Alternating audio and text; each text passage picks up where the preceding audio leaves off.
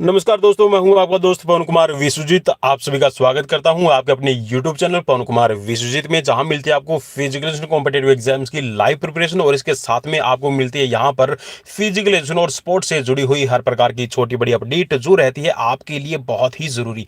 तो जी हाँ, आप सबकी फिजिकल कॉम्पिटेटिव एग्जाम्स की प्रिपरेशन के लिए आज की लाइव क्लास सीरीज, जी हाँ 450 नंबर, 450 नंबर ये सीरीज आज हम आपको प्रोवाइड करवाने जा रहे हैं। और 50, जी हाँ, यहाँ पर ये जो 50 क्वेश्चंस आपको करवाएंगे ये बहुत ही ज़्यादा इंपॉर्टेंट हो रहने वाले हैं। और अगर आपने अभी तक चैनल को सब्सक्राइब नहीं किया तो चैनल को सब्सक्राइब कर लीजिए, बेल आइकन को प्रेस कर लीजिए ताकि आने वाली हर एक वीडियो का नोटिफिकेशन मिलता रहे और आप अपने शारीरिक शिक्षा प्रतियोगिता परीक्षाओं की ऐसे ही हमारे साथ में लगातार तैयारी करते रहें। लाइक शेयर सब्सक्राइब जरूर कर लीजिएगा, क्योंकि यहाँ पर जी हाँ पवन कुमार विश्वजीत हर रोज आपके लिए लेकर आता है लाइव क्लास टेस्ट सीरीज। तो चलिए शुरुआत करते हैं आज की सीरीज की। और सीरीज का पहला प्रश्न आपकी स्क्रीन पर है। जी हाँ, पहले प्रश्न में आपसे पूछा गया है कि मांसपेशियों का अंतिम सिरा क्या कहलाता है। तो जी हाँ, इसको कहा जाता है टेंडन। जी हाँ, टेंडन के बारे में थोड़ा सा मैं आपको बता दूं कि सपोज कीजिए कि ये आपका, जी हाँ, ये है आपकी ह्यूमरस, ठीक है, ये ह्यूमरस हेड है, ठीक है। तो यहाँ पर जब आपकी जो मांसपेशियां होती है, तो जो मांसपेशियां है वो आपकी जो कह सकते हैं यहाँ पे जो टीब आपकी जो रेडियस और अल्ना है, ठीक है, रेडियस और अल्ना के ऊपर आपका जो मांसपेशी का जो लास्ट सिरा है वो जाके अटैच होता है। तो जो टेंडन है ये आप कह सकते हैं कि जो आपके जॉइंट्स पर या फिर जॉइंट्स को क्रॉस करके, ठीक है, जो अटैच होता है उसको कहा जाता है टेंडन, ठीक है। नेक्स्ट क्वेश्चन स्क्रीन पर क्वेश्चन में पूछा गया कि मांसपेशी कोशिका किस प्लाज्मा मेम्ब्रेन से घिरी रहती है। तो जी हाँ, यहाँ पर जो आपकी मसल्स की सेल रहती है वो किस प्लाज्मा मेम्ब्रेन से घिरी रहती है उसको कहा जाता है सार्कोलेमा मेम्ब्रेन, ठीक है। नेक्स्ट क्वेश्चन स्क्रीन पर क्वेश्चन में पूछा गया कि टेलर मसल किसे कहते हैं। तो टेलर मसल कही जाती है सार्टोरियस मसल को। और सार्टोरियस मसल सबसे लंबी मसल है। भाई कौन सी है? सबसे लंबी मसल भी है आपकी, ठीक है, sartorius muscle. Next question screen पे, हृदय में कितने वाल्व लगे होते हैं। तो हृदय के अंदर 4 ही आपके चैम्बर है और 4 ही इसके अंदर वाल्व लगे रहते हैं, ठीक है। नेक्स्ट क्वेश्चन स्क्रीन पर क्वेश्चन में है कि हृदय की सबसे मोटी मांसपेशी का नाम क्या है। तो देखिए, जो मांसपेशी है हमारे हृदय की, इसको आप कार्डियक मसल्स के नाम से भी जानते हैं। और जो आपकी हार्ट की मसल्स है उसकी 3 मेम्ब्रेन रहती हैं, ठीक है, 3 इसके अंदर लेयर रहती है, ठीक है। जो पहली है आपकी एंडोकार्डियम है, पेरिकार्डियम है और मायोकार्डियम के नाम से आप इनको जानते हैं, ठीक है। तो यहाँ पर जो पूछा गया कि सबसे मोटी मांसपेशी का नाम क्या है, तो ये है आपकी एंडोकार्डियम। नेक्स्ट क्वेश्चन स्क्रीन पर क्वेश्चन में है कि जेसीआर टेस्ट में शामिल कौन से टेस्ट हैं। तो जेसीआर टेस्ट, जी हाँ, जेसीआर टेस्ट के अंदर आपके जो शामिल टेस्ट हैं ये है आपका वर्टिकल जंप, ठीक है, और इसके साथ में है आपका चिन अप और शटल रन, ठीक है। तो यहाँ पर इसमें अगर आपसे पूछ लिया जाए कि जेसीआर में जेसीआर का मतलब क्या है, तो जी हाँ, जे से बन जाएगा आपका जंप, ठीक है, क्या बनेगा भाई? जंप बनेगा, ठीक है। और सी से बनेगा आपका चिन अप, ठीक है, चिन अप आपका बन जाएगा, ठीक है। और इसके साथ में जो आपका शटल रन है, ठीक है, आर, आर से आपका रन, ठीक है, आर से रन। तो यहां पर इसमें आप कह सकते हैं कि जंप, चिन और रन, ठीक है। तो यहां से जेसीआर टेस्ट इसका बनाया गया नाम, ठीक है। नेक्स्ट क्वेश्चन स्क्रीन पर कि रसल लॉन्च वॉलीबॉल टेस्ट किसने बनाया है। तो रसल लॉन्च वॉलीबॉल टेस्ट है ये नाओमी रसल और एलिजाबेथ लॉन्च ने 1940 के अंदर बनाया था। Next question, Miller wall volley test किसने बनाया है। तो मिलर वॉल वॉली टेस्ट है फ्रांसिस ए मिलर ने 1951 के अंदर बनाया है। नेक्स्ट क्वेश्चन कि बैडमिंटन खेल के वॉली टेस्ट का नाम क्या है। तो जी हाँ, बैडमिंटन के अंदर जो वॉली टेस्ट आपका करवाया जाता है इसका नाम है Miller wall volley test. Next question screen पर क्वेश्चन नंबर 10 रहेगा आज का। और क्वेश्चन नंबर 10 में पूछा गया है कि नॉक्स बास्केटबॉल टेस्ट किसने बनाया है। तो यहाँ पर जो रॉबर्ट डी नॉक्स है, इन्होंने 1947 में बास्केटबॉल के लिए नॉक्स बास्केटबॉल टेस्ट बनाया है। नेक्स्ट क्वेश्चन स्क्रीन पर कि शरीर में लचीलापन किस से नापा जाता है। तो शरीर के अंदर जो आपकी फ्लेक्सिबिलिटी होती है, फ्लेक्सिबिलिटी को चेक करने के लिए सिट एंड रीच टेस्ट का प्रयोग किया जाता है। नेक्स्ट क्वेश्चन स्क्रीन पर है, हवा की दिशा नापने के लिए किस यंत्र का प्रयोग किया जाता है। तो हवा की दिशा को मापने के लिए आप विंड वैंड गेज का इस्तेमाल करते हैं। नेक्स्ट क्वेश्चन, थ्रोइंग इवेंट्स में भाले की दूरी नापने के लिए किस यंत्र का प्रयोग किया जाता है। जी हाँ, वैसे तो आपने देखा होगा कि हम मेजरमेंट टेप लेते हैं और जो डिस्टेंस होती है हम उसको चेकआउट कर लेते हैं कि कितनी डिस्टेंस पे किसी भी थ्रोअर ने कितना जेवलिन थ्रो किया है। लेकिन एक पर्टिकुलर आपका इवेंट के अंदर जो आपकी कह सकते हैं कि दूरी है, डिस्टेंस है, इसको मेजर करने के लिए एक यंत्र का नाम है मैजिक आई।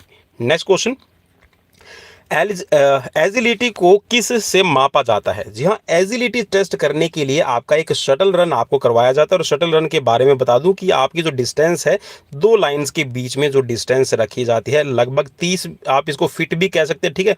फिट में आप इसको काउंट कर सकते हैं, अगर मीटर में करेंगे तो 10 मीटर ये रखी जाती है, ठीक है। और इससे यहाँ पर आपके दो लकड़ी के बॉक्स रहते हैं, ठीक है, वुडन के आपके दो गट्ठे रहेंगे जिसको आप हाथ में इजीली कैरी करके भाग सकते हैं, ठीक है। तो आप स्टार्टिंग लाइन से क्या करेंगे, एक बॉक्स को उठाएंगे और फिर आप जो आपकी फिनिश लाइन है या फिर कह सकते हैं स्टार्टिंग लाइन को क्रॉस करके उसको रख देते हैं, और फिर आप वापस से जाते हैं और फिर आप बॉक्स को कैरी करते हैं और वापस से इसको रख देते हैं।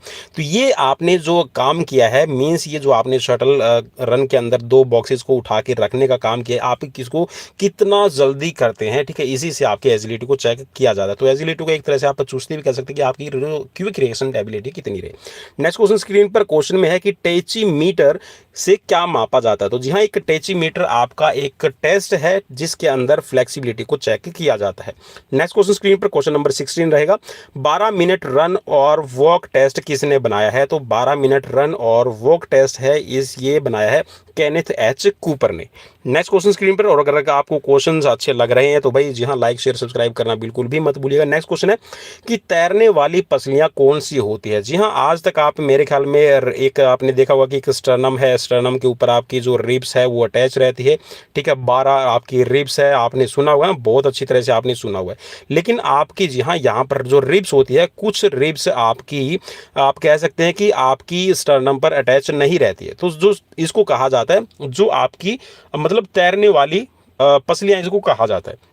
तो आपके शरीर के अंदर दो जोड़ी पसलियां ऐसी होती है, सबसे नीचे वाली, जो आपकी कभी भी आपकी कह सकते हैं स्टर्नम पर अटैच नहीं रहती है, ठीक है। नेक्स्ट क्वेश्चन स्क्रीन पर क्वेश्चन में पूछा गया है कि रोइंग मसल के नाम से किस मांसपेशी को जाना जाता है? जी हाँ, तो रोइंग मसल और रोइंग जी हाँ एक इवेंट रहता है, ठीक है, आपने जरूर देखा होगा, ठीक है। तो रोइंग जो आपका इवेंट किया जाता है उसमें सबसे ज्यादा जो आपकी मसल्स यूज होती है तो उसको कहा जाता है आपका, ठीक है, रोइंग मसल्स, ठीक है। तो इसीलिए यहाँ से रोइंग मसल्स इसी को नाम दिया गया। तो नाम है यहाँ पर लैटिसिमस डोर्सी। जी हाँ, लैटिसिमस डोर्सी मसल को कहा जाता है रोइंग मसल।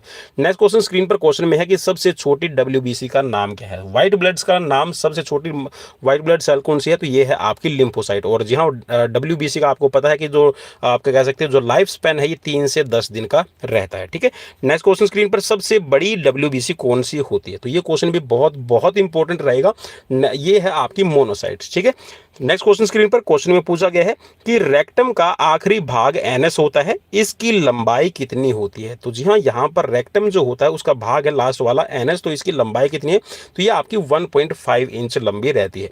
नेक्स्ट क्वेश्चन, बड़ी आंत में एनएस से पहले, जी हाँ, एनएस आखिरी पार्ट है बड़ी आंत के अंदर, ठीक है, तो एनएस से पहले रेक्टम होता है, तो इसकी लंबाई कितनी होती है? तो इसकी लंबाई है टोटल, आपसे अगर पूछ लिया जाए तो लगभग 5 इंच की रहती है। जी हाँ, तो रेक्टम की है 5 इंच की लंबाई रहेगी, और एनएस है जो आखिरी भाग है उसकी आपकी रहती है 1.5।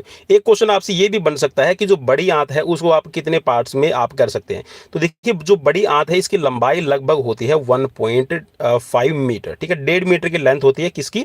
बड़ी आंत की बात कर रहा हूं। तो बड़ी आंत में एक होता है आपका असेंडिंग, एक होता है ट्रांसवर्स और एक होता है डिसेंडिंग, ठीक है। तो इसको 3 पार्ट्स में ऐसे डिवाइड कर सकते हैं, असेंडिंग, ट्रांसवर्स और डिसेंडिंग, ठीक है। इसको चीज को भी याद रखना है। तो असेंडिंग होता है ऊपर जाने वाला, ट्रांसवर्स होता है हॉरिजॉन्टल और डिसेंडिंग होता है नीचे उतरने वाला, ठीक है।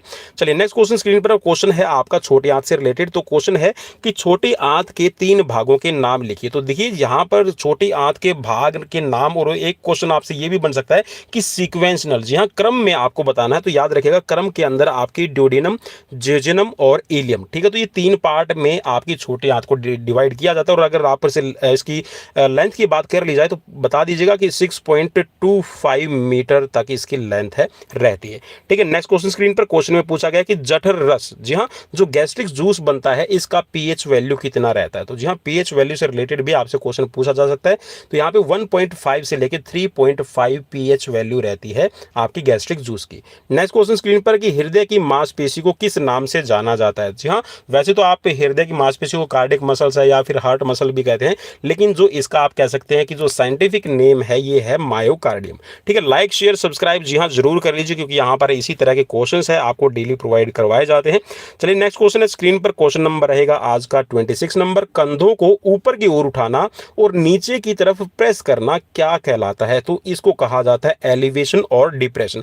आपने देखा होगा ना, जब छोटा बच्चा रूठ जाए, आप उसको कुछ चीज पूछेंगे कि आपको ये चीज चाहिए या लेनी है, तो वो क्या करता है, अपने कंधों को ऊपर की तरफ, जी हाँ, अपने कंधों को ऊपर की तरफ एलिवेट करता है। ठीक है, क्या करेगा, अपने कंधों को ऊपर की तरफ एलिवेट करता है। ठीक है, इस चीज को याद रखना, एलिवेट करना, कंधों को ऊपर की तरफ उठाना, इसको कहा जाता है एलिवेशन, और नीचे की तरफ आप जब उनको प्रेस करते हैं तो इसको कहा जाता है डिप्रेशन। ठीक है, नेक्स्ट क्वेश्चन स्क्रीन पर, क्वेश्चन में पूछा गया है आपसे ये कि कंधों को पीछे की ओर ले जाना। जी हाँ, कंधों को देखिए, अब मैं ना सामने वाली सिचुएशन दिखाने की कोशिश करूंगा।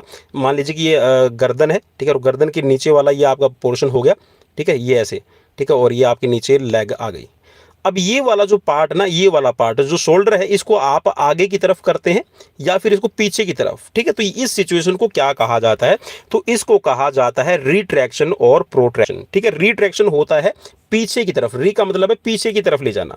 ठीक है, री का मतलब है पीछे की तरफ ले जाना और प्रोटेक्शन का मतलब है आगे की तरफ ले जाना। ठीक है, और यही मूवमेंट आपकी जबड़े के अंदर भी मूवमेंट्स होती है। ठीक है, जब आप जबड़े को, जो निचला आपका मैंडिबल जो है, जब आप इसको आगे की तरफ निकालते हैं तो उसको कहा जाता है आपका प्रोट्रैक्शन, और पीछे की तरफ जब आप उसको धकेलते हैं तो उसको कहा जाता है रिट्रैक्शन। ठीक है, नेक्स्ट क्वेश्चन स्क्रीन पर, क्वेश्चन में पूछा गया कि क्रेब्स साइकिल जो है वो कहां पर पूरा होता है? जहां क्रेब्स जो चक्कर है ये माइटोकॉन्ड्रिया में आके पूरा होता है।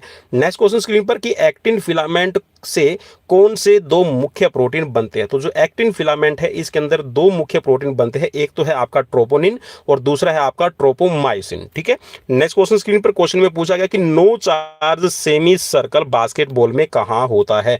तो no charge semi circle basket के ठीक नीचे आपका बना होता है। चलिए मैं थोड़ा सा आपको बनाने की कोशिश करूंगा कि मान लीजिए कि ये आपका बास्केट, आपका जो बोर्ड है ना, बोर्ड पे आपने जरूर देखा होगा। चलिए मैं बोर्ड भी बनाने की कोशिश करूंगा कि बोर्ड भी आपका अच्छी तरह से बन जाए।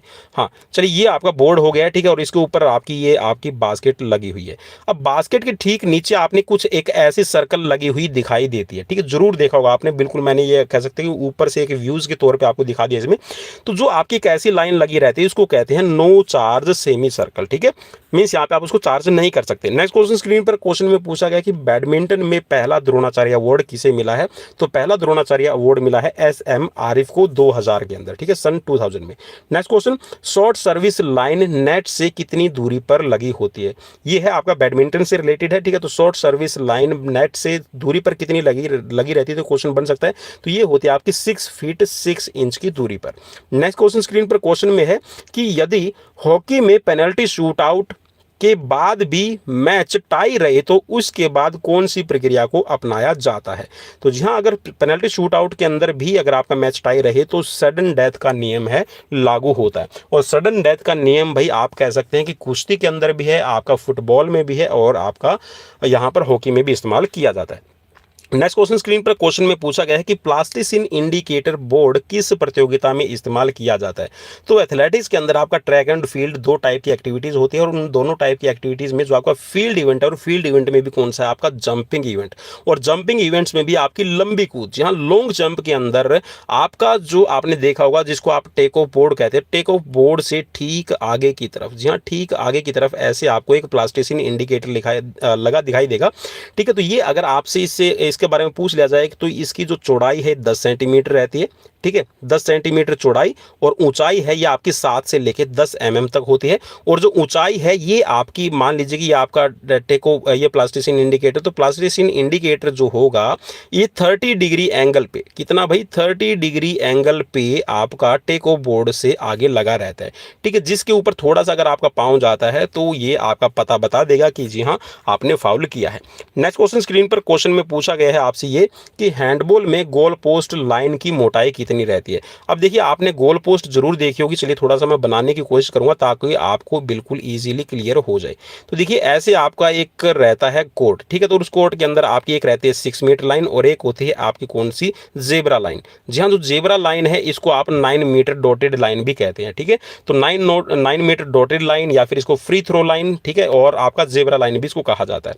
ठीक है, तो ये होती है आपकी 6 मीटर लाइन। ठीक है, यह 6 मीटर डी, या फिर इसको कह सकते हैं कि it's a goal keeper line line भी इसको कहा जाता है, ठीक है।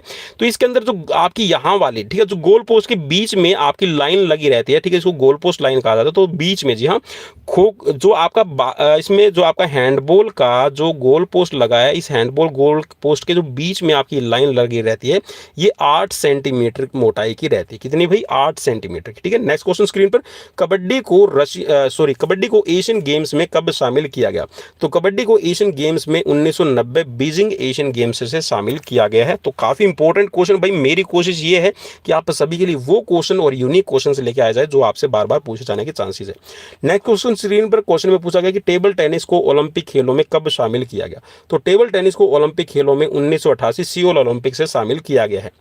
नेक्स्ट क्वेश्चन स्क्रीन पर, बैलेंस बीम, अनइवन बार, हॉरिजॉन्टल बार, स्प्रिंग बोर्ड किससे संबंधित है? तो ये सभी, स्प्रिंग बोर्ड है, हॉरिजॉन्टल बार है, अनइवन बार है, ठीक है, आपकी बैलेंस बीम है, तो ये जिम्नास्टिक के अंदर आपके इक्विपमेंट्स होते हैं जिससे कोई भी एक्टिविटीज है आपके करते हैं। नेक्स्ट क्वेश्चन स्क्रीन पर, जहां लाइक शेयर फॉलो सब्सक्राइब जरूर कर लीजिए और टेलीग्राम पर भी जुड़ जाइए और फेसबुक पेज को भी आप फॉलो कर लीजिए क्योंकि यहां पर भी हम आपको क्वेश्चंस है वो प्रोवाइड करवाते रहते हैं। नेक्स्ट क्वेश्चन स्क्रीन पर कि खून में एंटीबॉडी और एंटीजन का अध्ययन किस में किया जाता है? तो जी हाँ, जो खून के अंदर आपके एंटीबॉडीज और एंटीजन का जो स्टडी की जाती है उसको कहा जाता है सीरोलॉजी, ठीक है। नेक्स्ट क्वेश्चन स्क्रीन पर क्वेश्चन में है कि पोमेल हार्स की जमीन से ऊंचाई कितनी होती है? तो पोमेल हार्स की जमीन से जो ऊंचाई होती है 115 सेंटीमीटर की रहती है और पोमेल हार्स भी एक आपका जिम्नास्टिक के अंदर इक्विपमेंट्स रहता है। नेक्स्ट क्वेश्चन स्क्रीन पर क्वेश्चन है और ये क्वेश्चंस आपके साइकोलॉजी और ये कह सकते हैं पर्सनैलिटी क्लासिफिकेशन से रहेंगे, बहुत ही ज्यादा इंपॉर्टेंट रहेंगे। और चलिए भाई करते हैं इनको। तो यहाँ पर पहला क्वेश्चन है 41 नंबर, हिपोक्रेट्स द्वारा किया गया वर्गीकरण कौन सा है? जी हाँ, हिपोक्रेट्स ने पर्सनालिटी का क्लासिफिकेशन और जो पर्सनालिटी का क्लासिफिकेशन हिपोक्रेट्स ने किया है वो पित्त प्रवृत्ति, जी हाँ, पित्त की प्रवृत्ति के हिसाब से किया है। अब पित्त कैसा है, ठीक है, काले पित्त वाले हैं, ठीक है, आपके पीले पित्त वाले हैं, तो इस तरह से, ठीक है। तो जो हिपोक्रेट्स ने क्लासिफिकेशन किया इसके अंदर उन्होंने 4 क्लासिफिकेशन किया। पहला है कोलरिक, दूसरा है आपका मेलनकोलिक, तीसरा है फ्लैग्मेटिक और चौथा है यहाँ पर सैंग्विनिक, ठीक है। नेक्स्ट क्वेश्चन स्क्रीन पर कि क्रेसमर्स द्वारा किया गया क्लासिफिकेशन कौन सा है, ठीक है, वर्गीकरण कौन सा? क्रेसमर ने जो क्लासिफिकेशन किया, तो क्रेसमर ने भी 4 तरह की आपकी पर्सनालिटी के क्लासिफिकेशन किया। तो पहला है यहाँ पर पिकनिक, दूसरा है एथलेटिक, तीसरा है एस्थेनिक और चौथा है यहाँ पर डिप्लेस्टिक, ठीक है।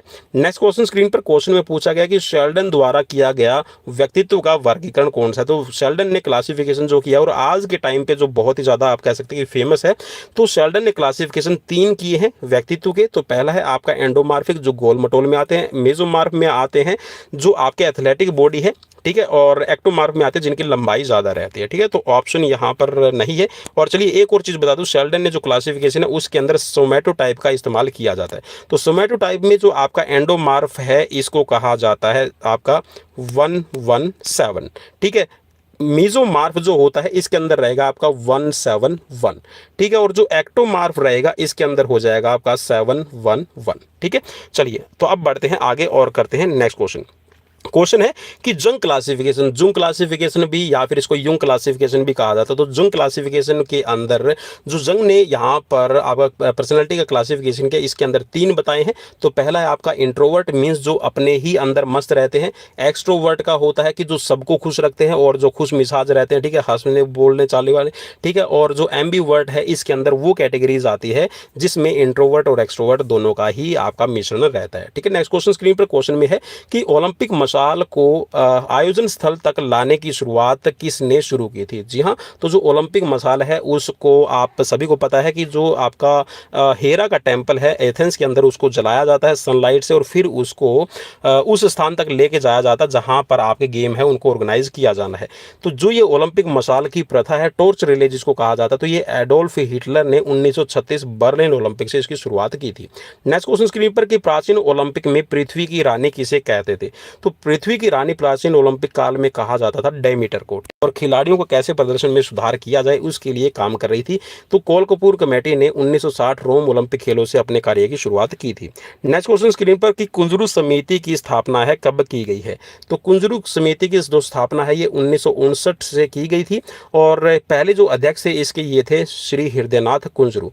नेक्स्ट क्वेश्चन स्क्रीन पर कि ध्यानचंद पुरस्कार की शुरुआत कब की गई है? तो ध्यानचंद पुरस्कार की शुरुआत है 2002 के अंदर की गई। गई है। नेक्स्ट क्वेश्चन, और जी हाँ, यहाँ पर 50 क्वेश्चन कंप्लीट हो गए हैं और एक और आपके लिए बम्पर क्वेश्चन है। जी हाँ, आज तक आप सुनते आए हैं कि जो आपका ओलंपिक है 1920 के अंदर जो ओलंपिक हुआ था एटम फायर पीस में, भारत के 6 खिलाड़ियों ने पार्टिसिपेट किया था, तो वो किसके सहयोग से किया था? तो क्वेश्चन ये बन रहा है आपके लिए। तो 1920 में भारत ने एटम फायर ओलंपिक में किसके सहयोग से भाग लिया था? तो सर दोराबजी टाटा, क्योंकि सर दोराबजी टाटा वो व्यक्ति हैं जिन्होंने इंडियन ओलंपिक एसोसिएशन को एफिलिएटेड करवाया है आईओसी से। तो जी हाँ, इन्हीं के अथक प्रयास से सर दोराबजी टाटा और मुंबई के जो गवर्नर थे जॉर्ज लॉयड, ठीक है, तो इन दोनों के प्रयास से 1920 के ओलंपिक के अंदर है भारतीय टीम है वो पार्टिसिपेट कर पाई थी।